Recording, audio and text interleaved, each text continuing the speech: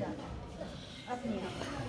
जिन माता बहनों की संतान नहीं होती, गर्भखंडित हो जाती हो या कोई दिक्कत हो, तो यहाँ आके कुआं में स्नान करें, मंदिर में अपनी मनोकामना पूर्ण से संतान की प्राप्ति। दूसरी लीला है राधा कृष्ण के विवाह की लीला, जो कि ज़्यादातर लोगों को नहीं पता है कि राधा कृष्ण की शादी हुई है।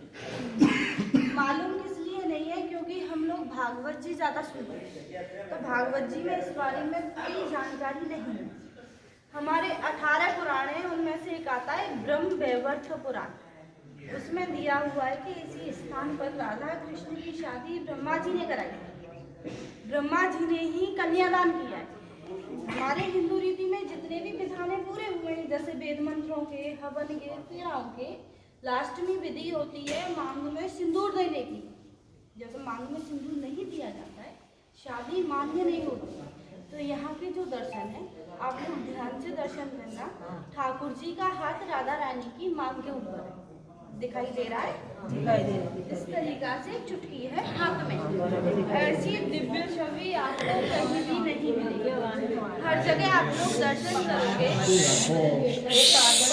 हाथ में बंसी होगी, इस मुद्रा में होगी।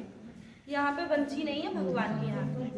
तीसरी कथा है यहाँ की, भगवान और राधा रानी एक झाड़ के नीचे बैठे हुए थे, पेड़ के नीचे।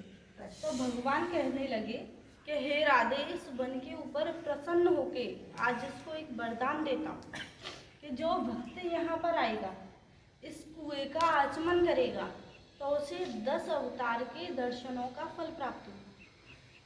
जो यहाँ बैठकर कोई भी मनोकामना मांगेगा, तो मैं उसकी समस्त मनोकामनाएं पूरी करूँगा, सारी इच्छाएं पूरी कर दूँगा। जो भक्त एक रात्रि यहाँ पे निवास करेगा, रुकेगा, या कुआं पे स्नान करेगा और भांडीर बिहारी के दर्शन करेगा, तो उसे गोलोक की प्राप्ति होगी। गोलोक को समझते हो, मुक्ति मिल जाएगी। या यहाँ पर कोई चीज ग्रहण करेगा, तो उसे इंद्रलोक की प्राप्ति होगी। या यहाँ पर कोई गोदान करेगा, तो उसकी 73 पीढ़ियों का उद्धार हो जाएगा। राधा रानी घबरा गई कि प्रभु, आपने तो बहुत ही बड़ा वरदान दे दिया, इतना होने पर तो यहाँ भक्तों की बहुत भीड़ हो जाएगी, हमेशा भक्त रहेंगे, हमारे और तुम्हारे मिलने में बाधा पड़ जाएगी। तो भगवान बोले, राधे गोपनीयम, ये मेरा गुप्त वृंदावन है, यहाँ पर हर कोई नहीं आ पाएगा।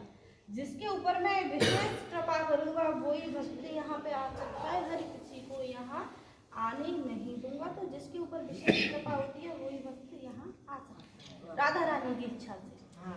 तो यहाँ विशेष रूप से राधा रानी के कन्यादान का दान होता है। कन्यादान में जैसे श्रृंगार का सामान ये अर्पण किया जाता है। राधा रानी को जो भक्त नहीं लेके आते तो वो अपनी इच्छा से नौछावर भेंट करते हैं। बोलिए राधे राधे। ज्यादा नहीं तो नहीं, कथाएं बहुत सभी लोग जो भी मन करे दान